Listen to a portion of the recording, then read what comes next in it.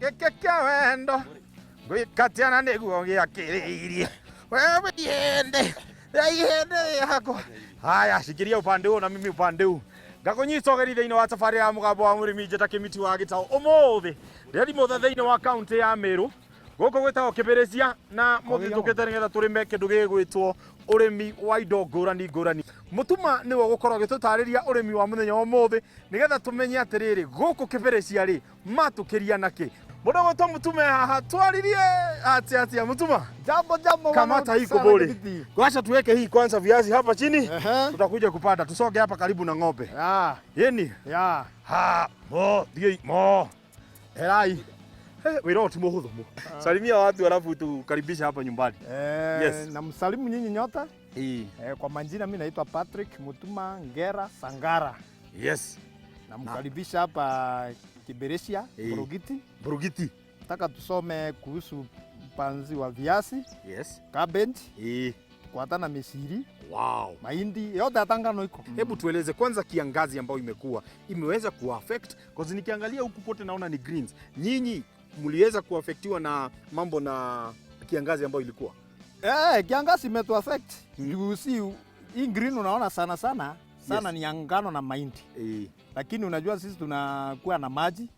Sasa wale watu wako na maji ndio affect na kiangazi sana juu wanapanda tu viazi, mboga. Ni kweli. Unajua mboga huwezi tegemea mvua.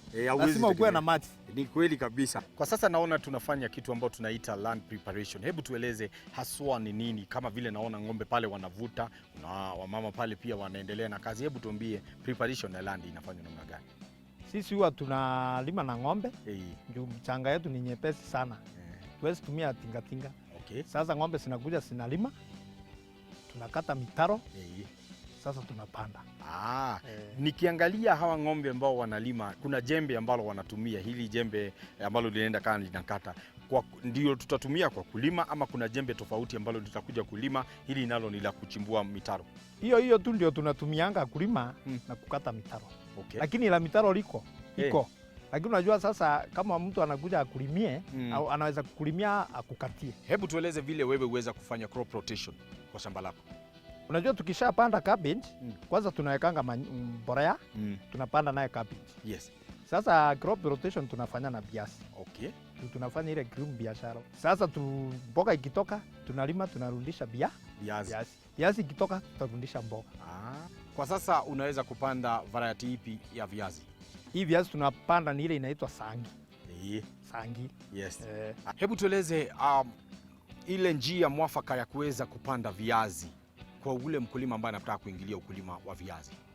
Wakati tunapanda viazi, tunapandanga na kwanza tunakatanga spacing ya 75 centimeters. Hiyo ni lines. Alafu spacing ya viazi to viazi tunaendanga na 30 centimeters to 28 centimeters. Okay. Na fertilizer tunatumia DAP. Yes. Kuna wakulima tofauti ambao hupanda kwa njia tofauti. Unapanda kwamba kuna wale ambao unakuta kwamba wanaekelea juu, kuna wale wanatumia mashimo, lakini sasa kwa nyinyi naona mnatumia ile mtaro pia. Hebu tueleze mbona nyinyi mmeamua kupanda kwa hii njia ya mtaro na kuekelea viazi? Unajua njia ya mtaro tunakatanga mtaro tunaweka fertilizer. Mama wanakuja wakipanda na hiyo kapanga. Na wakimix hiyo ka fertilizer. Juu tutatumia irrigation tutaweka maji. Na maji tutumie sprinkler ama drip. Tutamwagia ile ya faru. Hii sasa tunasema ni faru. Ni faru, yes. Sasa unajua hiyo mtaro sasa ikiwekwa maji ya kutosha, hiyo itamaliza wiki moja na hiyo viazi itamea. Ndio iweze kumea haraka. Ikishaanza kutoka, sasa ndio tutakuja tuweke ile fertilizer ya top dressing. Sasa tufunike. Hebu tueleze vile nyinyi uweza kupigana na kwekwe, kuhakikisha kwamba kwekwe haiendi ikakuwa atia kwamba inashinda ukiwaleta tena kwa shamba kuja kulimia. Kwa sasa hii hakuna ndawa tumepiga ya kuzuia kwekwe. Kwa sababu sasa hii mchanga imerimwa. Sasa unajua ukipika ndawa ni waste pesa. Ni kweli. Tukishaweka maji tufunike. Sasa kwekwe ikianza kumea ndio sasa tunakuja tunapika ndawa. Naona kwamba kuna mmea wa viazi ambao unafanya vizuri sana upande mwingine, na hebu tueleze mliweza kupanda lini na pia mmewezaje kuutunza hadi ukafikia pale?